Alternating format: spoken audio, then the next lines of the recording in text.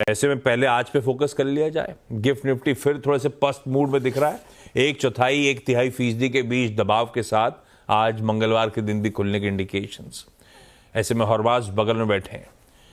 अभी मैं अंदर घुस रहा था, उससे पहले थोड़ी देर पहले ट्रम्प साहब के बहुत सारे बयान पढ़ रहा था। तो खैर वो सब क्या चल रहा है, बाकी ग्लोब में क्या अपडेट्स हैं, हॉर्मास से जानेंगे मूड कैसा है। ग्लोब दिखा देता हूं। एशिया, पहले एशियन पीयर्स। आपने गिफ्ट निफ्टी तो देख ही लिया है, पस्त खुलने के इंडिकेशंस हैं। एशिया आपकी स्क्रीन्स पर आएगा, मिला जुला कामकाज है। यूएस के मार्केट्स मिले जुले हैं, कहने के लिए डाउ पिटते ही चले जा रहा है। 8वें दिन, कल हॉर्मास 7 दिन बता रहे थे तो मैंने 1 जोड़ दिया आज, पर बाकी बेंचमार्क्स बेहतर कर रहे हैं। नैस्डैक फिर आउट परफॉर्म कर रहा है। ऐसे में नेट मूड है कैसा? हॉर्मास गुड मॉर्निंग, चल क्या रहा है? गुड मॉर्निंग आशीष। और क्वेश्चन चल रहा है, आप यूं ही कह लीजिए, क्योंकि एक बड़ा डिसीजन आना है। डिसीजन से ज़्यादा कमेंट्री ज़्यादा ज़रूरी है जानने के लिए कि क्या होने वाला है। तो उस वजह से कमेंट्री का भी आइडिया है ना? ये आप कह लीजिए, आने से पहले किस तरह से सदे हुए स्टेटमेंट्स आएंगे, ये सबको पता आना वाला है। मगर आप फेड पर जितना भरोसा कम करें उतना तो अच्छा है। तो इस वजह से भी, क्योंकि बिग टेक ने कल बहुत अच्छा करा और उस वजह से नैस्डैक की आउट परफॉर्मेंस हुई। एक और रिकॉर्ड हाई बना कल।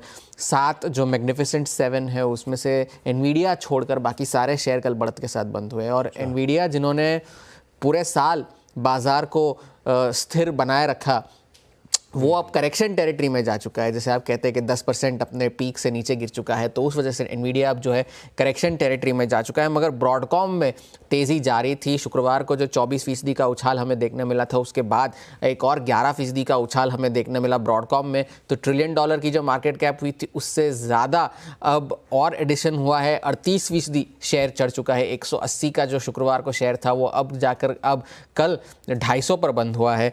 तो ये ब्रॉडकॉम में रैली जारी है। और फैसला आने से पहले यील्ड और डॉलर दोनों में कोई बड़े बदलाव नहीं देखने मिले। 10 ईयर की यील्ड जो है अभी भी 4.4 पे बनी हुई है। डॉलर इंडेक्स भी अभी भी 107 के आसपास ही बना हुआ है। कोई बड़ी मूवमेंट उन दोनों में तो नहीं देखने मिली कल रात को। तो और अब जो है 98% प्रोबेबिलिटी है 25 बेसिस पॉइंट्स के कट की। अब ये तो चले मान ही लीजिए कि कट आना ही है, मगर बहुत सारे बाजार के जो निवेशक है, पार्टिसिपेंट्स है, उनका ये कहना है कि एक हॉकिश कट आ सकता है इसके बाद, यानी कि 2025 में शायद फेड ब्याज दरें उतनी ना काटे। तो ब्लैक रॉक का भी ये कहना है कि अगर हॉकिश पॉलिसी आई भी तो इसका मतलब ये होगा कि फेड को अर्थव्यवस्था की जो स्थिरता है, जो मजबूती है, उस पर भरोसा है। इस वजह से उन्होंने एक हॉकिश पॉलिसी दी है और उससे जो रैली चल रही है बाजार में वो बनी रहेगी और ब्रॉड बेस्ड रैली बनी रहेगी, ये ब्लैक रॉक का कहना है। ये तो रही यूएस की बात। अब यूरोप में भी काफ़ी सारी उठापटक चल रही है। राजनीतिक जो संकट है वहाँ पर भी गहरा रहे। जो सरकारें गिरने का ट्रेंड चल रहा है वो वहाँ पर अब जारी है। जर्मनी में अब सरकार गिर गई। ओलाफ शोल्ज जो वहाँ के चांसलर है वो कल अविश्वास प्रस्ताव हार गए। और अब जो है फरवरी में जर्मनी में चुनाव होंगे, जबकि होने थे सितंबर या अक्टूबर में इसी साल, मगर अब 7-8 महीने पहले जो है चुनाव होने की तैयारी है जर्मनी में। मगर बड़ी खबर जो आई वो फ्रांस से आई, क्योंकि फ्रांस ने अभी अभी एक नए प्रधानमंत्री को चुना है। और उसी वक्त फ्रांस की जो सेंट्रल बैंक है उसने अपने जीडीपी के अनुमान को घटा दिया है 2025 और 2026 दोनों के लिए। 2025 का अब जो अनुमान है वो 0.9% का है, जो पहले 1.2% था। और 2026 का जो अनुमान है वो 1.5% से काटकर 1.3% कर दिया है। और मूडीज़ ने कल फ्रांस की रेटिंग को डाउनग्रेड किया है। रेटिंग डाउनग्रेड की है, आउटलुक नहीं। जो AA3 कर दी है AA2 से, जो कि इन्वेस्टमेंट ग्रेड के अब 3 स्तर नीचे है। और उनका ये कहना है कि अगले साल ऐसी कोई आशंका हमें तो नज़र नहीं आती कि फिस्कल डेफिसिट जो है फ्रांस में जो है वो कम होगी, क्योंकि ये एक बहुत बड़ा मसला वहाँ पर अब चल रहा है।